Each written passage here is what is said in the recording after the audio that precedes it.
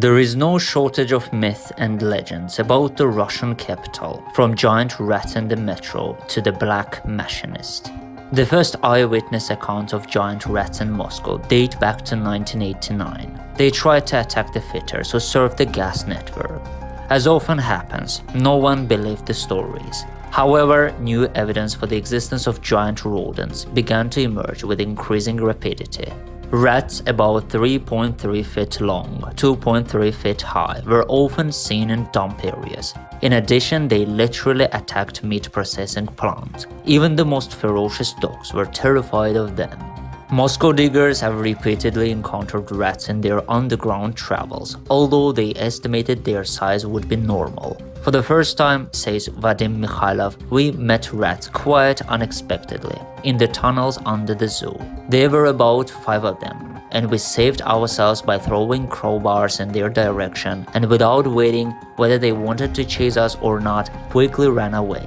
During 19 years of our activity under the ground, we have never met such large animals. Then they seemed to me just huge. Although later, remembering the details, I determined that they reached no more than 2.5 feet in length, excluding the tail.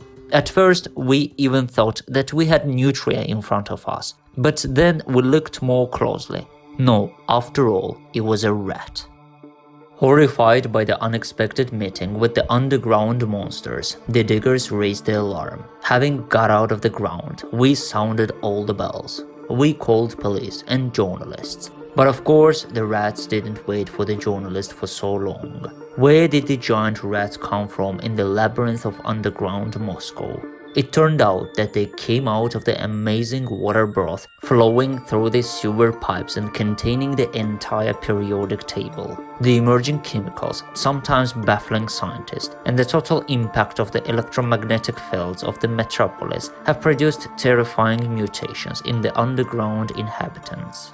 Rats form a satellite social system, an artificially elevated species. They don't think individually, but as a whole community.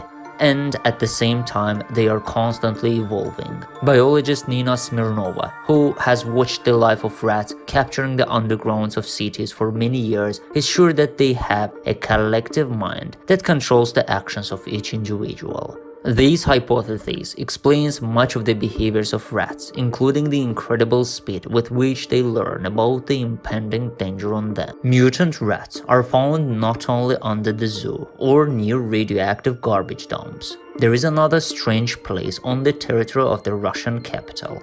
According to ufologists, several geopathogenic zones intersect here. This is the famous Tsaritsino Palace complex. The feeling of touching the unknown is experienced here by many people who work in the museum complex and just often come to relax in the landscape Tsaritsyn Park. This place unquestionably has tremendous energy, not good or bad, just different. Construction of a secret command center for the Red Army, built for the Supreme Commander-in-Chief, Joseph Vissarionovich Stalin, began in the 1930s. It was part of a state program to provide defensive capability for the country. As the world was on the brink of the Second World War, dual-purpose facilities were being constructed. Stalin's bunker became part of a secret system known as Metro 2 and was connected to the Kremlin with 11 miles underground road. The amount of underground tunnels exceeded actual metro lines by the beginning of the Second World War. By 1941, the bunker was well protected against bombing raids with reinforced concrete floors and walls of 26 feet thick. The location for the bunker was deliberately chosen in the eastern part of Moscow, as the enemy was approaching the capital from the west. If Hitler ever entered Moscow, Stalin would have time to escape, as there were 3 military airports situated not far from the bunker. Nevertheless, Stalin preferred to work in the Kremlin and used the shelter only once in December of 1941. It was here that Stalin, Zhukov, and other important military commanders met to decide whether Russians should leave Moscow or stay and defend it. One of the most famous metro legends is the story of the ghost train. The train, along with all the passengers, disappeared in the tunnel in 1962 and was lost in time. If you see this train, you should never enter the ghost carriage. The passengers who have done this remain forever in a parallel reality. Metro workers explain the emergence of many stories about the ghost train by the fact that after midnight, transit trains from other lines, including those with old-style cars, do run on the ring line after midnight.